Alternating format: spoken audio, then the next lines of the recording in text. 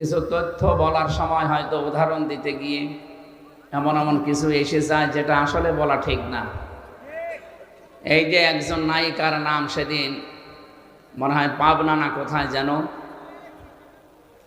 হযরত হাওয়া আলাইহিস সালাম তার চেহারার যে বর্ণনা আল্লাহ কোরআনে কারিমে দিয়েছেন, তাফসীরের ভেতরে পড়েছি, তারা বিশ্ব সুন্দরী ছিল। তাদেরকে বলা যায় হযরত জুলাইখা, ইব্রাহিম নবীর বড় স্ত্রী হযরতে সারা রাদিয়াল্লাহু তাআলা আনহা এবং নবীজির মেয়ে ফাতেমাতুজ জোহরা, তারাই পৃথিবীতে সুন্দরী ছিল না? তাদের মতো সুন্দরী করে আল্লাহ কাউকে বানায়নি এবং কিয়ামত পর্যন্ত এত সুন্দর মানুষ আর আসবে না। কিন্তু তারা কি আমাদের মতো এভাবে রূপ সৌন্দর্য প্রদর্শন করে বেরিয়েছে? বলেন। আমি এই উদাহরণ দিতে গিয়ে বলেছিলাম যে এখন যারা বিশ্ব সুন্দরের তালিকা, এই যে দূরে কে ফিশান নাকি নাম, রশ্মিকা, এগুলো আমি পড়েছিলাম, যুগান্তর পত্রিকায় দেয় মাঝে মাঝে, পেপার পত্রিকা পড়ে দেখেছি যে এদেরও তালিকা আসে, এদের যে চেহারা দেওয়া থাকে, কোথায় হযরতে হাওয়া আলাইহিস সালাম আর কোথায় এই নায়িকা। ওদের তুলনায় তো কিয়ামত পর্যন্ত কেউ এরকম সুন্দরী আল্লাহ পাঠাবে না। এদের দেখেই মানুষ পাগল হয়ে যাচ্ছে এখন। হযরত হাওয়া আলাইহিস সালামকে আদম আলাইহিস সালাম দেখেছিলেন সর্বপ্রথম, তিনি তো প্রথমে তাকিয়েছেন এবং ধরতে গেছেন। আমি এই উদাহরণটা ওই জায়গা থেকে বলেছিলাম। তারা আগে নেই পরে নেই, উল্টাপাল্টা করে মিডিয়া ট্রল করে, বিশেষ করে জনকণ্ঠ, এটা একটা জঘন্য কণ্ঠ। এদেশের বহু আলেম এবং শহীদ আল্লামা দেলাওয়ার হোসেন সাঈদী রহমতুল্লাহ আলাইহি বহুবার বলেছে, জনকণ্ঠ এটা পত্রিকা না, এটা ভারতের এজেন্ট। আপনারা এই পত্রিকা কেনেন কোন কারণে? এটা কিনলেও বাচ্চাদের টয়লেট পরিষ্কার করার জন্য কিনবেন। কারণ যত রকমের আগে নেই পরে নেই, মাঝখান থেকে একটা কথা জুড়িয়ে মানুষকে কালার করে, এরা মানুষের চরিত্র হনন করে। আর পৃথিবীতে সবচাইতে বড় গুনাহ এটা। কিছু মানুষ বুঝে না বুঝে ফেসবুকের মাধ্যমে কিছু আলেম নামে জালেম, এরা আন্দাজে এক কথা আমার নামে লাগিয়ে দিই। আরে ভাই, আপনি তো বুঝবেন যে আমি 1-1.5 ঘন্টা কথা বলি, 2-1টা কথা তো স্লিপ অফ টান হতেই পারে। আল্লামা সাঈদী সাহেবেরও হয়েছে। কোন বুজুর্গ কথা বলতে বলেন তো 1-1.5 ঘন্টা, দেখি ওর 10টা ভুল ধরতে পারে কিনা দেন। জালেমরা আমার জীবনটা শেষ করে দিয়েছে, এরপরেও কিছু কথা বলার জন্য আমি তো আসতে চাই না। আপনারা তো নিয়ে আসেন। ডাক্তার আমার বলছে রাত 10টার পরে জেগে থাকবেন, আপনার কিন্তু আবার ওই অবস্থা হয়ে যাবে। আমি আসতে চাই না, হাত পা ধরে পা ধরে, আমার বাবার হাত ধরে আমার বাবার পা ধরে নিয়ে আসেন। আর নিয়ে আসার পরে একটু স্লিপ অফ টান হলে সেইটা নিয়ে আপনি মিডিয়া টল করেন। আপনার লজ্জা নেই? জালেম তো যা পালিয়েছে তার চাইতে বড় জালেম আপনি দেখছে এখন। আর আমি কি ওই উদ্দেশ্য নিয়ে বলেছি? আমার মনের খবর আল্লাহ জানে না? আর সেই উলঙ্গ মহিলাকে আমার সামনে লাগিয়ে দিয়ে বলছে হুজুরের সাথে বিয়ে করবে। মানুষের কমন সেন্স কোথায় গেছে? বিবেক মনে হয় মরে গেছে। আমরা বাঁচি না, দেশ নিয়ে চিন্তা করছি, কি অবস্থা দাঁড়িয়েছে এখন। আর শয়তান আছে মানুষের পেছনে লাগানো। মানুষের দোষ ত্রুটি যারা বর্ণনা করে বেড়ায়, খালি মানুষের দোষ ত্রুটি যারা অনুসন্ধান করে বেড়ায়, আপনি মনে করবেন এগুলো এতে জন্মের সমস্যা, সেগুলো যারও সন্তান। ফেসবুকে যারাই দেখবেন যার তার নামে উল্টাপাল্টা কিছু লেখে, সে যার নামেই হোক, যার নামে উল্টাপাল্টা লিখবে, আপনি 100 ভাগ সঠিক না হয়ে লিখতে পারেন। আর মনের খবর আপনি জানেন না। কথা বলেন না কেন? এজন্য সাবধান হবেন, কারণ আপনার সব কথা কিন্তু রেকর্ড হচ্ছে। আমি হয়তো কিয়ামতে বেঁচে যাবো, কারণ ধরা খাবে, আমার কি ক্ষতি হবে? কিছু হবে। 10টা মাহফিল বন্ধ হয়ে গেলে, এ দেশ বন্ধ হয়ে গেল, বা পৃথিবী নেই, আল্লাহর দুনিয়া ছোট নাকি? মানুষের পেছনে এই জঘন্য কণ্ঠ, জনকণ্ঠ আর কেউ কিনবেন না মুসলমানেরা। যদি কেউ 10 টাকা 8টা দিয়ে কেনে, এই টাকাগুলো মনে করবেন পানিতে ফেললাম যখন, বাচ্চাদের টয়লেট পরিষ্কার করবে। এগুলো ভারতের এজেন্ট। শেষ করে ফেললে প্রতিবেশী নামে এই কলঙ্ক যারা, মসজিদগুলো ভেঙে ভেঙে এখন মন্দির বানাচ্ছে। আবার বলছে আজমির শরীফও নাকি 1000 বছর আগে এখানে মন্দির ছিল, জবাই করার দরকার। শয়তান। ভারতের এই যে কয়েকটা সাংবাদিক বের হয়েছে টিভিতে, কলকাতার এই যে ময়ূর রঞ্জন নাকি নাম যেন, এ কি মানুষের ভেতরে পড়ে? এরে মনে হয় বাবা 15-16টা বাবা হবে। তাছাড়া এত খারাপ সন্তান তো দুনিয়া জন্ম দেওয়ার কথা না। আমার মনে হয় ওকে 50 জন মিলে জন্ম দিয়েছে। আমি এত খারাপ কথা বলতাম না। এ যা শুরু করেছে এদের এই মিডিয়াগুলো। নুন আল কলামি ওয়া মা ইয়াসতুরুন, আল্লাহ তাআলা বলে সাবধান, আমি কিন্তু কলমের কসম করলাম এবং কলম দিয়ে মানুষ যা লেখে এইটারও কসম দিলাম। আপনি হয়তো থাকবেন না, আমিও আর 50 বছর পরে থাকবো না, কিন্তু এইটা থেকে যাবে। আপনার এই মিথ্যা তথ্য তামাম দুনিয়ায় ছড়াবে, যত ছড়াবে ওটা যদি সত্যিই মিথ্যা হয়, আপনি কবরে বসে বসে বাঁশ খাবেন। তখন কে দেখবে আপনাকে? আপনাকে আমি বাঁচাতে চাই, উল্টাপাল্টা কিছু করবেন না। যে যা করছে তার জবাব সে দেবে, আপনি তার পেছনে লাগবেন কোন কারণে? এই জন্য আমার সময় দিন, আমার উপর আজ জুলুম করবেন। আজকে 3টা নিয়েছেন আপনারা জোর করি, কিন্তু একটাই পারি না। আমার যে শরীরের কন্ডিশন দেখতে পাচ্ছেন না, 3 বছর ওরা কি খাওয়িয়েছে আপনি জানেন? প্রত্যেকটা মানুষ এখন বের হয়ে অসুস্থ হয়ে যাচ্ছে। মামুনুল হক হাসপাতালে ছিল, আমি 10-11 দিন পড়েছিলাম হাসপাতালে। আমার সেন্সই ছিল না যে আমি আসি কিনা। এই অবস্থার পরও জোর করে নিয়ে আসেন, এসে কিছু একটু হলে আমারে বাঁশ দেওয়ার জন্য রেডি থাকেন না। এই ফেসবুকে যারা এই যুদ্ধ করছেন, যুদ্ধ করার জায়গা পান না। আশা করছে আপনারা থামবেন, যদি না থামেন আমরা মজলুম মানুষ, মজলুমের দোয়া কবুল হয়, এটা নবীজির হাদিস। বরদোয়া দিয়ে দেব, বরদোয়া তো দিতে চায় না, মন থেকে চলে আসে আপনাদের কাজ কারবারে। আমার দুনিয়া জানে না যে এদেশে 15.5 বছর আলেমরা সব মজলুম ছিল, কিছু 5 আনা গোলাম ছিল, তাদের নাই জান্নাত ছিল, আর আমরা তো ছিলাম জাহান্নামে। আশা করছি এগুলো থামবে। এরপরও যদি কেউ না থামে, আমার মনের খবর আল্লাহ জানে। আমি কেন ওই উদাহরণটা ওই জায়গায় সেট করেছিলাম, হাওয়া আলাইহিস সালাম হযরতে নবীর ছোট মেয়ে ফাতিমাতুজ জোহরা, তারা ছিল বিশ্ব সুন্দরী, তারা এভাবে বেপরদা হয়ে বেড়ায়নি। আর এখন একটু চেহারা সুন্দর হলেই মানুষকে দেখায় যে আমার বউ কোন সুন্দর, দেখো।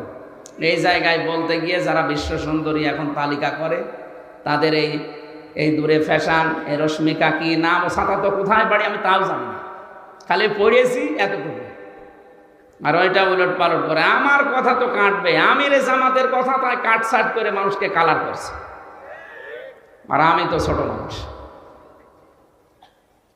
এই জন্য আগামী থেকে আমি আপনাদের হাতে পায়ে ধরে বলছি, যে কয়টা ডেট আমার শরীরে কোলায়, অন্তত এক জেলায় 2-3টা করি, এর বেশি তো পারার কথা না। 64টা জেলা, 630টা থানা, আপনি টের পাচ্ছেন? প্রত্যেক থানায় যদি একবার করে যাওয়া লাগে, মাসে বছরে কয়টা মাহফিল হয়? না 6 মাস হইল 300টার ভেতরে 150টা মাহফিল হয়, 630টা থানা, কোথায় যাওয়া যায়? আর আজকে আমার বাবা মা বউ মেয়ে সব রাগ করছে যে এই তাই করে বেড়াতে যান। তা আমি কারে বোঝ দেবো? এখানে আসলে আপনাদেরও মন পায় না, হুজুর দেরি করে আসে। আরে ভাই, আপনি আমার জায়গা থাকলে টের দেবেন। ম্যাডামকে সময় দেবো, সে 10 মিনিট সময় নেই, বলে জান এটাই করে বেড়াতে যান, আপনার সংসার করা লাগবে।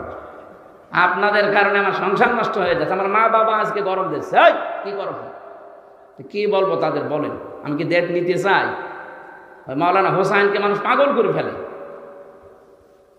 আমি আবার বলছি, আপনার হাতে পায়ে ধরে, সারা দেশে এটা যাচ্ছে, সবাইকে বলছে, আন্দাজে ভুল বুঝবেন না।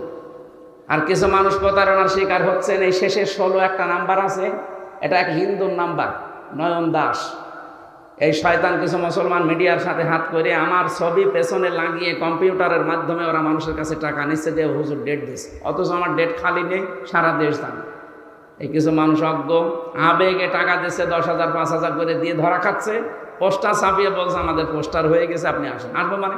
আমার ওই দিন মাহফিল চট্টগ্রাম, আর আপনি দিয়েছেন সিলেটে, আমি যাবো কি বলি? আর আপনার মাহফিল আমি জানিই না। এই জন্য আমি আবার আহ্বান করছি, এই 16 নাম্বারটা যদি ধরতে পারেন কেউ, ওরে পিটিয়ে মেরে ফেলবে, এতে যা হয় আমি দেখব। এই শয়তানের কারণে সারা দেশ থেকে মানে মুসিবতের শেষ নেই, মানুষও ধোকা খাচ্ছে। এই যে এতগুলো মানুষ এখন যদি ধোকা খেত, আমারা যদি দাওয়াত না দিতে বলতো, ওই 16 নাম্বার প্রতারকের কাছে, আর 70, এই দুইটা, এটা রবি নাম্বার, শেষের 16 একটা, শেষের 70 একটা। এরা বিভিন্ন জায়গা থেকে কম্পিউটারে খুব পারদর্শী, বিভিন্ন জায়গায় আমার ছবি এখানে পেছনে লাগিয়ে বলছে মুখ নড়াচ্ছি। এত চালাকের আর এত এত এক্সপার্ট, কত প্রশাসনকে দিলাম যে ভাই ধরে দেন, না কেউ পারছে না। এখন আমি কি করব? কালকেও মাহফিলে চট্টগ্রামে ধোকা দিয়েছে মানুষকে, সেখানে বলে 1.5-2 লাখ মানুষ বলছে হুজুর দাওয়াত নিয়ে আসে না, অথচ আমি জানিই না ওই 16 নম্বরে ধোকা খেয়েছে। এই ময়মনসিংহ সেদিন ধোকা খেয়েছে, সিরাজগঞ্জ গোল চত্বরে ধোকা খেয়েছে, কিচ্ছু জানি না। এরা আন্দাজে মানুষ জমা করছে, আর নাম শুনলে তো এখানে 1-1.5 লাখ মানুষ হয়ে যায়। এটা বারবার সরাতে পারো না। মিডিয়াগুলো কি করে এরা, নাকি এরা ওর সাথে জড়িত আছে? না না, এর থাকতে পারে না। না ধরতে পারো না, কি করো কি? গ্রুপ চালায়, একে গ্রুপকে দেওয়া যায় না যে 16 নাম্বারে 70 নাম্বারে কেউ ধোকা খাবেন না। এইগুলো ছড়াতে পারো। রাশমিকার নাম মুখ দিয়ে একবার বের হলে সেটা ছড়াতে পারো, আর এই তো পারো না।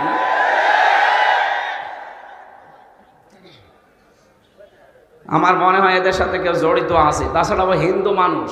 প্রশাসনকে একবার দিলাম কুষ্টিয়া সদর থানায়, উনি মোবাইল চেক করে এই নাম্বারটা, ওদের যে কায়দা আছে গোয়েন্দা বিভাগে, বলছে এটা নয়ন দাস বলে একজন, ওর বাড়ি হচ্ছে কুমিল্লা। ধরা যাচ্ছে না, কি করবো আমি? কাউকে একটা টাকাও দেবেন না আমার নামে, একটা টাকা না, 4 আনা পয়সাও দেবেন। আমার বাবাও যদি বলে যে আমার বাবা কথা বলছে, না আমি টাকা পয়সা নেই না আগে থেকে, আপনি যা আসার পরে দেবেন এইটাই যথেষ্ট। যদি না দিয়ে বলেন যে আমার অসুবিধা, আমাদের দেওয়ার ক্ষমতা নেই, বলবেন চলে যাবেন, খালি ভাড়াটা দিয়ে। তাই বলে আবার 10 টাকা ধরে দিয়েন না। দেখ, আমি বললাম আপনাদের সবাইকে সতর্ক করার জন্য, কাউকে টাকা দেবেন না, সে যেই হোক। আমি আবার বলছি, যদি আমার ছবিও দেখায় পেছনে ভিডিও, এই যে কথা বলেন না, বলবেন ধোকা। দরকার হয় বাড়ি যেয়ে যেটা ফাঁকা আছে নিয়ে আসবেন।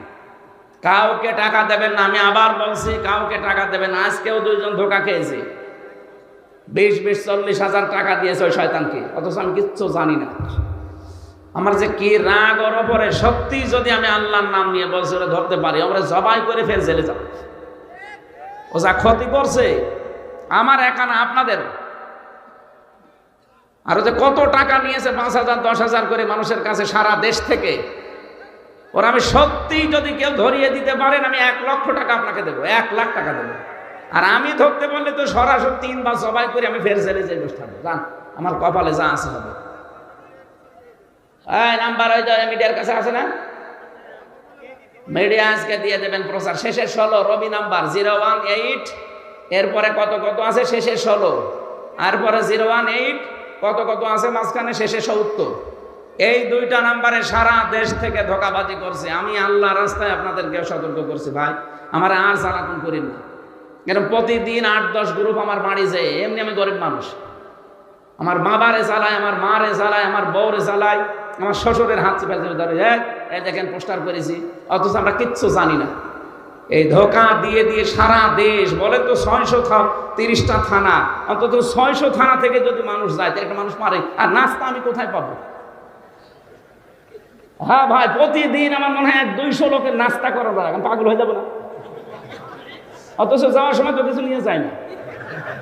কোথায় আসছে সেই কক্সবাজার থেকে, সে ময়মনসিংহ থেকে কুষ্টিয়ায়, সকালবেলা যেয়ে বসে আছে। আমি কাল যশোর থেকে আসলাম ফজরের আজানের সময়, ফজরের নামাজ পড়ে একটু ঘুমিয়েছি। এই যে ফজরের নামাজ পড় থেকে কলিং বেল টিপ আরম্ভ হয়েছে। কোথায় কে বলে? এসেছে সেই চট্টগ্রাম থেকে, কেউ এসেছে ময়মনসিংহ, কেউ পটুয়াখালী, বরিশাল। 200 মানুষ। বললাম নিচে বসাম। এবার নাস্তা কাটতে কাটতে আমার মায়ের হাত কেটে গেছে। কত নাস্তা দেওয়া যায়? 200 মানুষকে যদি অন্তত 1 মুঠ করেও নাস্তা দেওয়া যায়, কত লাগে বলেন? আর ফল অত পাবো কোথায়? আমি যা টাকা দেন আমার মনে হয় অর্ধেক ফলে চলে যাচ্ছে। আমি আশা করছি আর যেন না আমার বাড়ি, আমি মাপ চাচ্ছি ভাই, আর কেউ গেলে কিছু নিয়ে যাবে, একেবারে খালি হাতে চলে যান। আপনারা তো লজ্জা করে টাকা দেন যে হুজুর এত ফল পাবে কোথায়? আর ফল কাটার জন্য 2 জন লোক লাগে। আমার শাশুড়ি আর আমার মা পাগল হয়ে গেল, বলছে তুমি এসব বাদ দাও। দেখ, বেশি বললাম এটা প্রচার করার জন্য, কেউ যেন এরকম ধোকা খাবেন না। 16 নাম্বার আর 70 নাম্বার শেষে। আল্লাহ তুমি আমাকে আর আমাদেরকে সতর্ক হওয়ার তৌফিক দাও, আমিন। এটা যে সুন্দর করে সাজিয়েছেন, এটা যদি রাতের বেলা হতো, এর চাইতে ডবল মানুষ আসতো। আর এই কথা বলো, আমি একটা মাহফিল হলে শান্তি পেতাম। 1.5-2 ঘন্টা 2.5 ঘন্টা আমি একটা আয়াতের উপরে তাফসির করতাম, অন্তত কিছু নিয়ে যাওয়া যেত। এখন এই যে শিবিরের কেন্দ্রীয় সভাপতি জোর করে আসছে, জোর করে ওনার নাটোরে এই যে সেই বনপাড়া বড়াই গ্রাম, এখানে নিয়ে যেয়ে মাগরিবের পরে তুলবে। ওখানে লক্ষাধিক মানুষ বসে আছে। আবার সিরাজগঞ্জের এই যে বেলকুচিতে আসা লাগবে রাত 9টায়। বলেন আমি কি মেশিন কি? আর আপনারা যে দূর থেকে আন্দাজ ধারণা করেন, ওনার টাকা লাগে কথা, আপনি কয় টাকা দেন? আপনি যে টাকা দেন, এই যে আজকেও আমার গাড়িটা সারতে 1.5 লাখ টাকা লাগবে, 1.5 লাখ। ওর কাগজ করতে 75,000 টাকা লাগবে, ড্রাইভারের প্রতি মাসে 20-25 হাজার টাকা দেওয়া লাগে। তা টাকা কি করবো না? আমার আরো বিভিন্ন কাজ আছে, সেই কাজগুলো করা লাগছে। একটা মাদ্রাসা বানানোর করেছিলাম, 3 কোটি টাকা লাগবে, টাকা নেই। আমি একটা গ্রুপে কাজ করি, আকিজ গ্রুপে, যা লাগে তারা দেখছে, এই জন্য আমার কোনো সমস্যা নেই। তারা যদি বলতো না আমরা কিছু করতে পারবো না, আপনি ওইগুলো করে চলেন না, আপনি পারতেন না। এই জন্য আমার দূর থেকে যারা আন্দাজে ধারণা করে গালিগালাজ করেন যে দুনিয়াদার হুজুর, আপনি আমার মনের খবর জানেন আমি দুনিয়াদার কি আখেরাতদার? আপনি নিজের হিসাব করেন ভাই। আল্লাহ তুমি আমাকে অন্তত এই ষড়যন্ত্র থেকে বাঁচাও। হাফিজুর ভাই বলছিল না যে আসলেও ষড়যন্ত্র চলছে, আর এটা বিভিন্ন রাম আর বামরা বিভিন্ন আলেমের নাম জালেম দিয়ে এদেরকে করাচ্ছি যে এদের পেছনে লাগবে। এখন তো আর কেউ নেই কথা বলার মতো, 2-1 যা কথা বলছে এদেরকে যেন কথা বলতে না দেয়। এটা ভারতের একটা চক্রান্ত। আমরা কোরআনে কারিমের 2টা আয়াতের অংশ বিশেষ পড়েছি, তাফসীর করার জন্য আলাদা সময় যদি থাকে কোনো সময় আসবো। আজকে আমরা যতটুকু পারি আয়াতের মূল শিক্ষাগুলো নিয়ে আসর পর্যন্ত। আসরের আজান দেবেন 4টা 10-এ, 15 নামাজ পড়বেন। 4টা 10-এ আজান দিয়ে 15 নামাজ পড়বেন, অসুবিধা নেই। এখানে নামাজ পড়ে তারপর বাড়ি যাবেন। পয়গম্বরের সাহাবী ওমর ডাক দিয়া বলে, রে যুবক, কেন কান্না করো ভাই? তোমার বাবা কি তোমারে বাড়ির থেকে বের করে দিছে? তোমার মা কি তোমার খানা বন্ধ করলো? এরে যুবক, কেন কান্না করো ভাই? যুবক বলে, আমি বড় অন্যায় করে ফেলেছি, বড় জঘন্য গুনাহ করে ফেলছি, অনেক বড় গুনাহ করে ফেলছি। এই গুনাহ বুঝি আল্লাহ আমারে মাফ করবে না? এই গুনাহ নিয়ে কেমনে কবরে যাব? আর আমার কবরের কি শাস্তি হবে? ওই কবরের ভয়ে কান্না করি, না জানি আল্লাহ আমারে এই গুনার কারণে কি শাস্তি দিয়া দেয়। পয়গম্বরের সাহাবী ওমর ডাক দিয়া বলে, রে যুবক, কি এমন গুনাহ করলা রে যুবক? যুবক কিছুই বলে না, শুধু ছোট বাচ্চার মতো হামাগুড়ি দিয়া কান্না করে। কান্নাটা এমন ছিল, যুবকের কান্না দেইখা পয়গম্বরে ওমরের চোখ দিয়া পানি গড়া গড়া পড়া শুরু হয়ে গেল। পয়গম্বরের সাহাবী ওমরের চোখ দিয়া গড়া গড়া পানি পড়া শুরু হয়ে গেল। ওমর আর দেরি করল না, মসজিদে নববীতে গিয়া হাজির হয়ে গেল। আপনার আমার পয়গম্বর মসজিদে নববীতে হাজির, ওমর মসজিদে নববীতে হাজির, কিন্তু ওমরের চোখে কেমন যেন কান্না। পয়গম্বর বলে, ওমর, তুমি তো কান্না করা মানুষ নও, কিন্তু তোমার চোখে পানি কেন জানবার চাই? পয়গম্বরের সাহাবী ওমর বলে, ওগো পয়গম্বর, বাড়ি থেকে মসজিদে নববীতে আসতেছিলাম, রাস্তার মধ্যে দেখলাম আপনার একজন যুবক সাহাবী ছোট বাচ্চার মতো হামাগুড়ি দিয়া কান্না করে। কান্নার কারণ জানতে চাইলাম, যুবক কিছুই বলল না। পয়গম্বর ডাক দিয়া বলে, ওমর, যাও রে, আমার যুবক সাহাবীকে আমার দরবারে হাজির করাও। পয়গম্বরের সাহাবী ওমর দৌড় দিয়া চলে গেল যুবকের কাছে। ও যুবক, তোমার পয়গম্বরে আরবি ডাকলেন, চলো। যুবক এবার উইঠা ওমরের সঙ্গে পয়গম্বরের দরবারে হাজির। যুবকের কান্না দেইখা হযরতে ওমর কান্না করেন।